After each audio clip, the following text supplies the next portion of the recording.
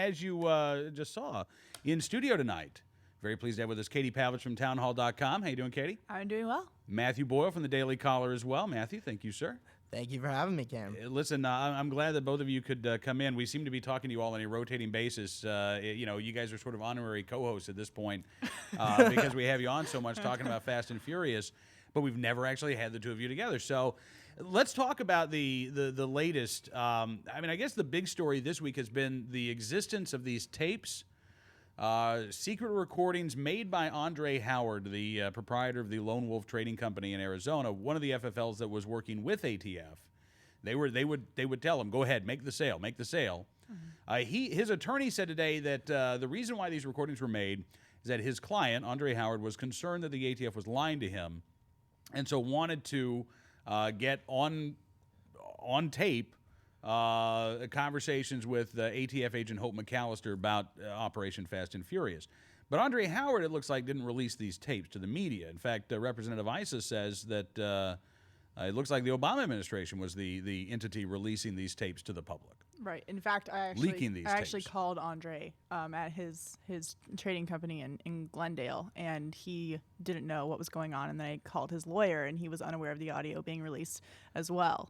Oh, really? Right, yes. And this was after the first recording, I think it was on Tuesday, was released. So his lawyer and Mr. Howard did not know that these had been released through the media at first. And what CBS didn't report at first, which I thought kind of was a mistake, is that why the recordings were made in the first place. Because in the tapes, it makes it seem like Mr. Howard is panicking that he was part of doing something wrong, when really he was trying to get ATF on record to save his own credibility and himself in the case that he was going to get sued.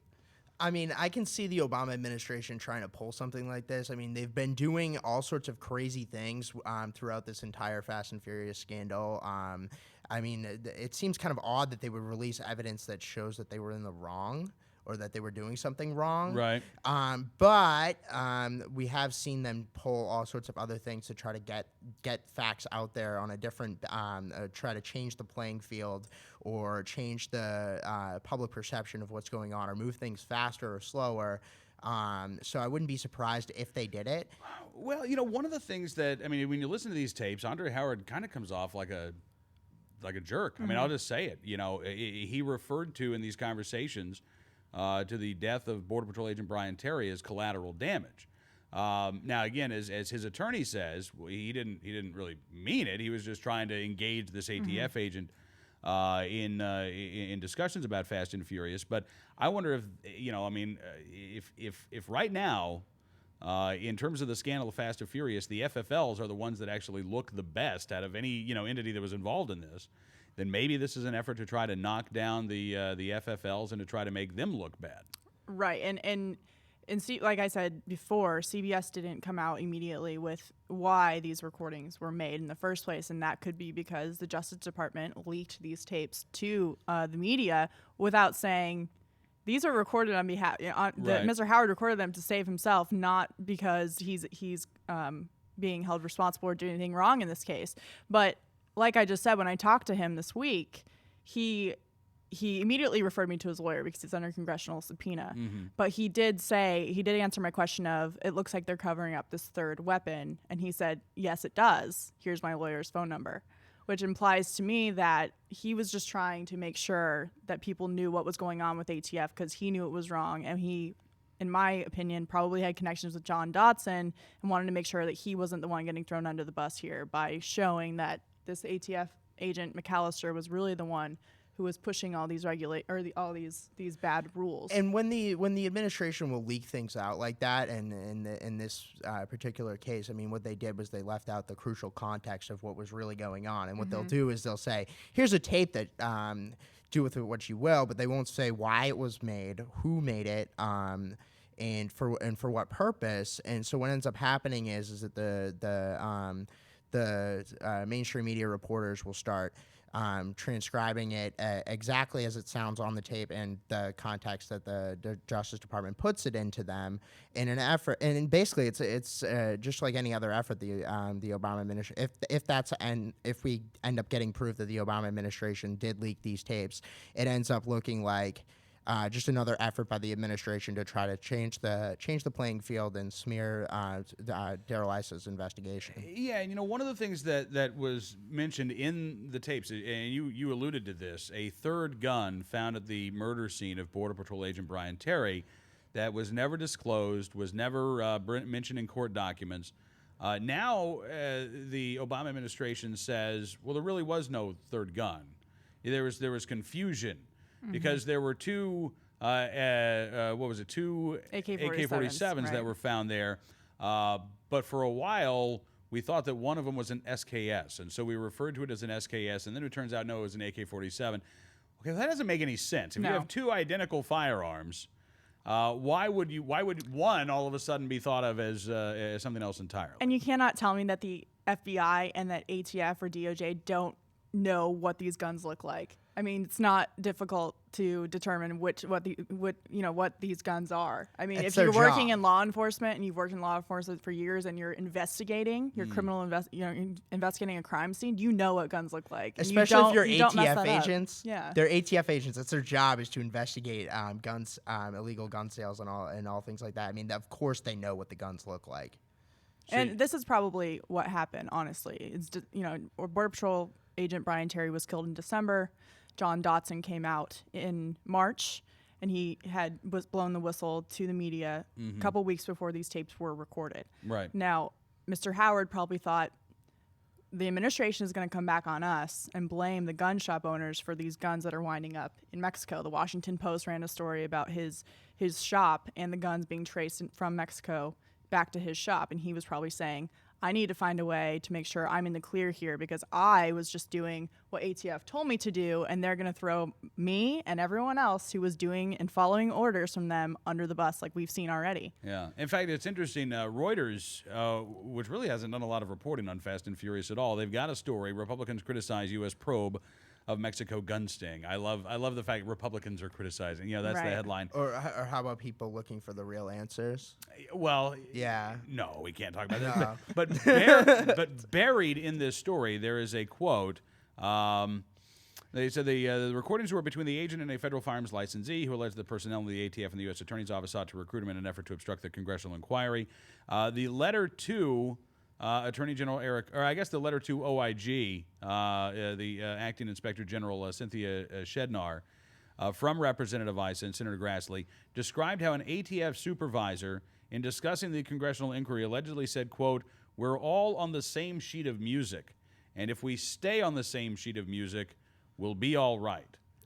Now look, if everything's okay, and you have nothing to worry about, everything you've been doing is on the up and up, do you say, look, Katie, as long as Matt, Katie, we're all on the same page here, right? As long as we all stay on the same page, everybody's going to be cool. Everybody's going to be okay. I mean, let's just make sure we get our story straight, Cam. But that's the point. Is if we're going to talk about the same sheet of music has been deny. Everyone at the high levels of government, whether it was the FBI, DHS, IRS, DEA, the White House, ATF, the Justice Department, the consistent story has been nobody important knew about it.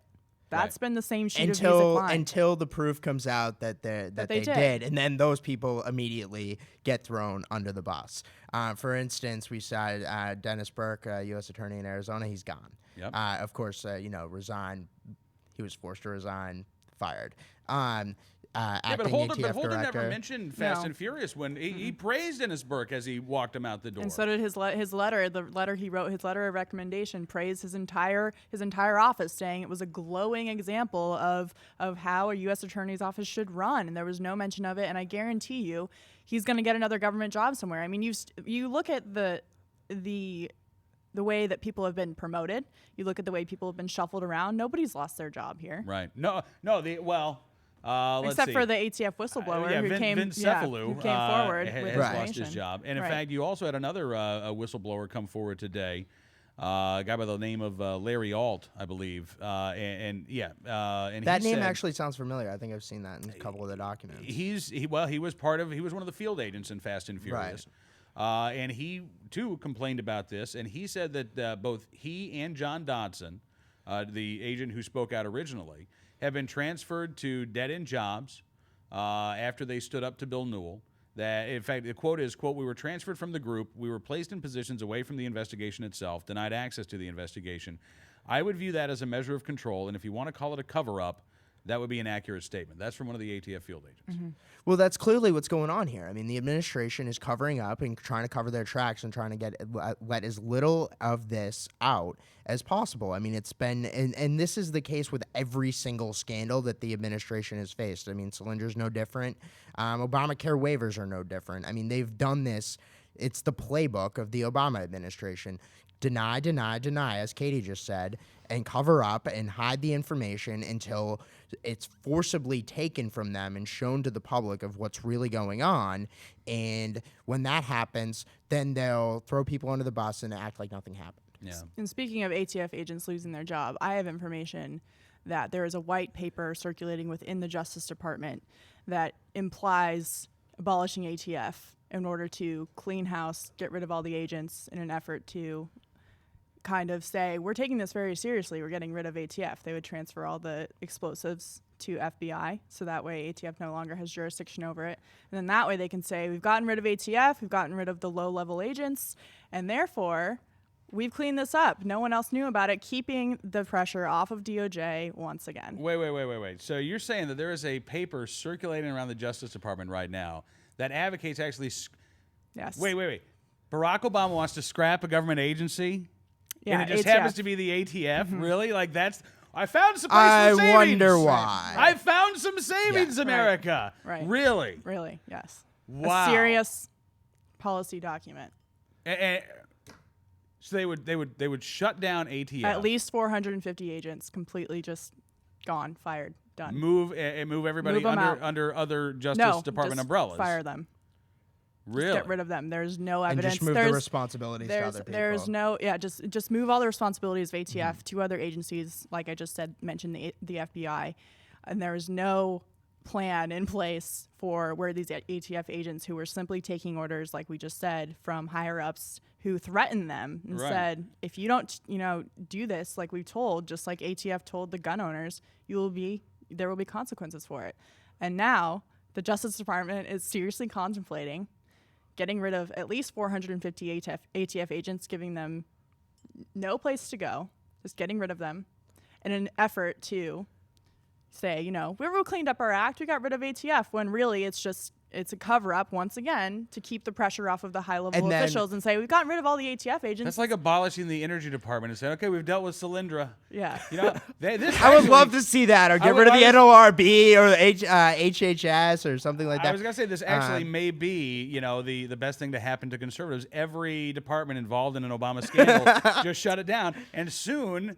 It's like Gary Johnson or Ron Paul won the election. There's no more government agencies left. Another key point to this too is if and when they try to do something like this and shut down the entire agency, what happens to all the documents and all the evidence that exists within that agency? Where does that go? It all gets destroyed, I bet. So that's another key fact to if this is going to happen, we need to make sure that all those documents are preserved, and which of course they won't be. If they can get away with it, they'll get rid of them. Yeah. And that everything gets transferred over to the House Oversight Committee investigation. That is a really mind-blowing revelation. Right. That's like breaking news right here. It really saved is. it for your show. And have you seen this white paper?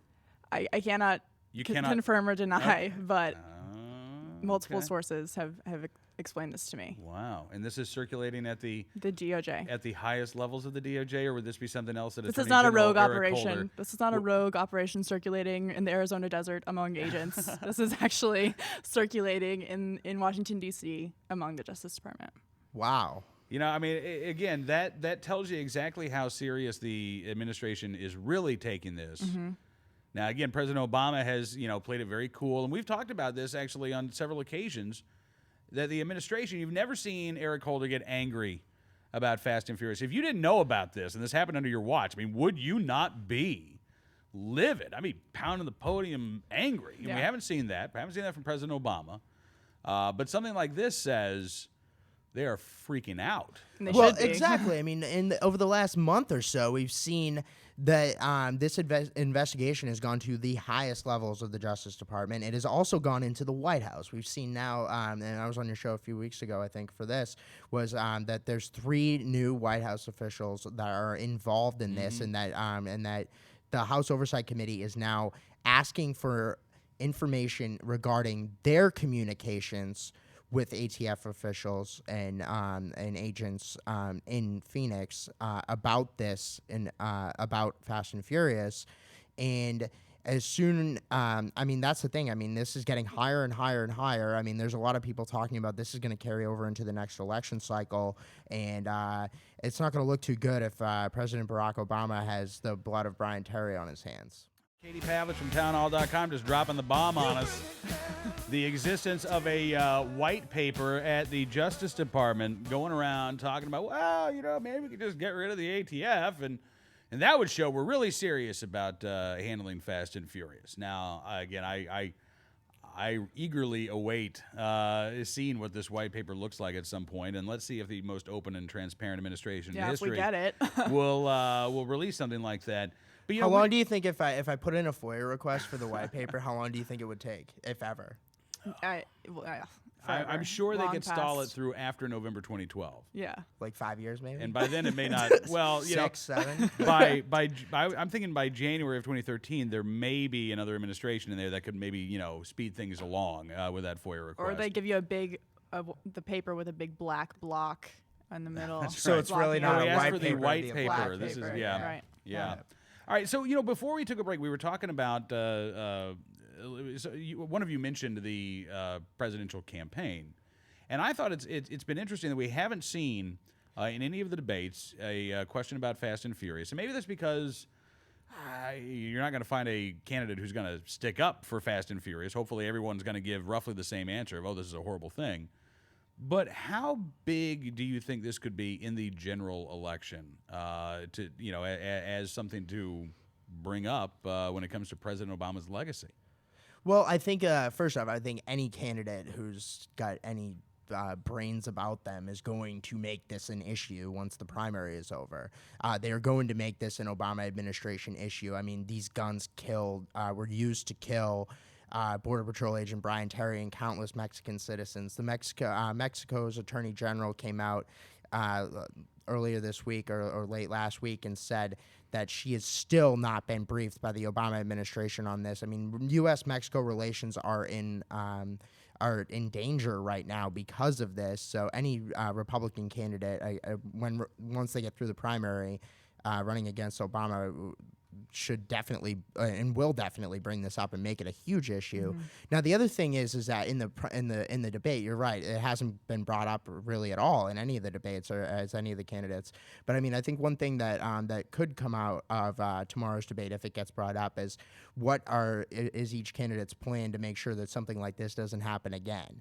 So what kind of plan would they put in place to make sure that that law enforcement agency like the ATF wouldn't go rogue with an unbelievable operation like this? But I would argue, though, that they didn't go rogue. I mean, this was a DOJ operation that was implemented exactly the way it was planned out. I mean, we've heard over and over again this was a botched operation. It wasn't. It was carried out exactly how it was planned.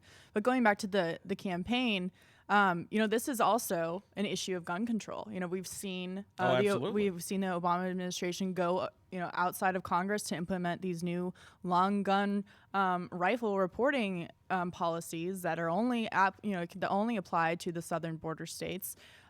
So when you have an administration that's willing to go around Congress not only for this issue but pretty much every issue that they can't get through Congress, it's a factor. And also, there's another element to there's so many elements, but there's another big element to Operation Fast and Furious is this idea that, the Obama administration wanted to re-implement their assault rifle ban. Mm-hmm. If you give Obama another 4 years of power and this idea that they always go around Congress to get their policies through, it is pretty concerning. And for people to act like, that's just a crazy thought to have, there's no way it's going to get implemented again. Well, you look at the evidence of, they sent guns into Mexico, blamed gun shop owners for it, and then when they got caught, they implemented new rules on gun shops in order to report long gun rifle sales when when gun shops were already reporting these sales to ATF, and they were saying go ahead and do it. So I think it could be a very substantial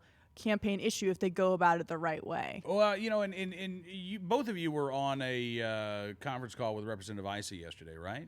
Mm-hmm. I personally know I was not on the call. Because he said yesterday, quote, the administration wanted to show that guns found in Mexico came from the United States. Right. Now, you go back to February 26, 2009. This is before Fast and Furious began. In fact, just a month or so after President Obama took office. That's when Attorney General Eric Holder first started calling for a renewal of the Clinton gun ban. Mm-hmm. By April and May of that year, Attorney General Holder, President Obama are giving speeches about new tactics being used on the border, new efforts underway, more money, more agents going there. And again, they didn't refer to Fast and Furious by name. But they did refer to gun tracing. They did refer to gun tracing. Fast and Furious did bring in agents from outside of the Phoenix field office and brought them into Phoenix to be a part of this new effort. So it's pretty clear that if they weren't referring specifically to Fast and Furious, they were referring to operations that could have included Fast and Furious and would have included Fast and Furious. That also brings up another point. There's apparently another slightly similar operation. I've written a couple stories on this. I haven't done a lot of digging into this one yet. It's supposedly called Operation Castaway, out of Florida, where they did something very similar to sell guns to South America. We've heard that actually something similar happened in Toledo, Ohio, of all places. In Indiana as well. Right. And you had, this was not going to the cartels, this was actually going to gang members in the Midwest. But again, there are allegations that the NICS check was bypassed, and the ATF, told the FFLs, all right, even though somebody failed their NICS check, go ahead and sell them the gun. Well, and let's not forget Mexican President Felipe Calderon coming to Congress, joint session of Congress, and asking them to reinstate the Clinton assault rifle ban. I mean, he asked Congress to do it.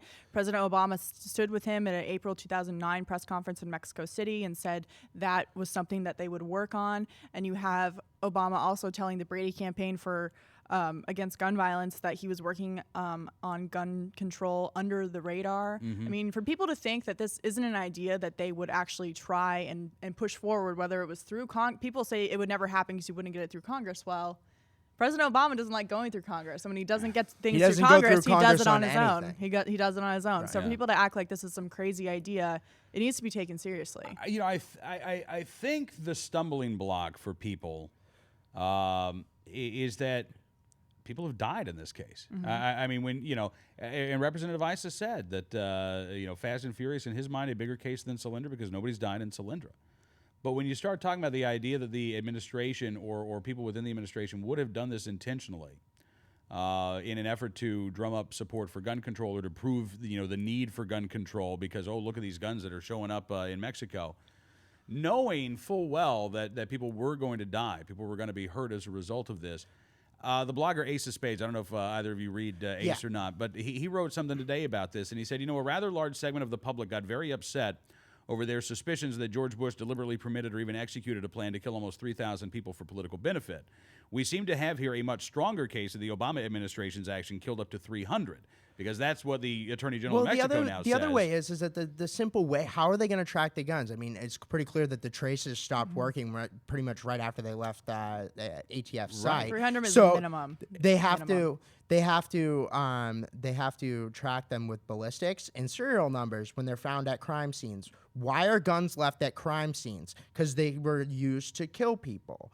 Also, why would you have a ballistics information from a gun? Because you found somebody who was shot. I mean, that's pretty clear, and that's why. I mean, the administration really thought that they could do this, and it's pretty clear that they were tracking them with after people were killed. Right, but that's the problem though. Is once these guns, even if they're allowed to walk in the United States, but mostly in Mexico, they're lost forever. I mean, we'll be seeing consequences of this for years and years to come, whether we know it or not. And because the border's not secure, those guns come right back across. You talk to the sheriffs down on the Arizona border, and they say, we're outmanned down here. We're up against these guys with AK-47s and 50 caliber rifles. And if you look at the numbers, in the past 18 months, from 2006 to 2011, 43,000 people have been killed in the drug war. In the last 18 months, when Operation Fast and Furious was going on, half of that, 22,000 people have been killed. Now, obviously, drug war includes a lot of other factors outside of Operation Fast and Furious, but it is pretty coincidental that the murder rate skyrocketed as soon as the cartels were getting exactly the tools that they needed to operate. Let me give you another figure here. The Obama administration prosecutions for firearms trafficking, for illegal firearm possession and things of that nature, the lowest of any presidential term that's been recorded. The Bush administration, in other words, were prosecuting these bad guys at a far greater rate than the Obama administration has been. The Obama administration has instead, as you said, we've been talking about, putting guns in the hands of the bad guys, not prosecuting them, not sending them to prison, but actually arming them. And some of them were being paid by the FBI. I mean, some of them were being paid by the FBI. It's like, why would you prosecute someone when they're on the payroll? You know, you bring that up, and this goes back to the audio and a rather cryptic reference made by ATF agent Hope McAllister, who said at one point, the FBI, they're the ones who are really in a world of hurt. If anybody's going to get sued, she said, it's going to be the FBI. Any theories as to what exactly she might have been referring to? I'll let you go first. I mean, I don't know. I mean, essentially, I don't know what they're still looking into the FBI informant link. However, they do know that there were some straw purchasers who were on the payroll of the FBI and getting paid to go into these gun shops and purchase guns and then transfer them to cartel members in an effort to track them, which we all know didn't happen. I mean, Darrell Issa said this on the phone call the other day. He said, why would you prosecute strawmen, which the Obama administration has not done? They haven't been enforcing trafficking laws when they're on the government payroll. So not only were you paying for the entire operation to take place, taxpayers, but you were also paying people working for the cartel to provide the cartel with guns. You're paying for that. Was this the hope or the change that we were promised? I'm not... I think it was both. I think it was hope and change put together. But another thing, too, as an election issue, and this is one thing that I really hope the Republican candidate will do when they get on that stage and debate Barack Obama, is I really hope that they will start pressing him for specific answers on these questions. Oh, absolutely. And I think that's one thing that we will see heading into the first debate once the Republican Party picks their nominee.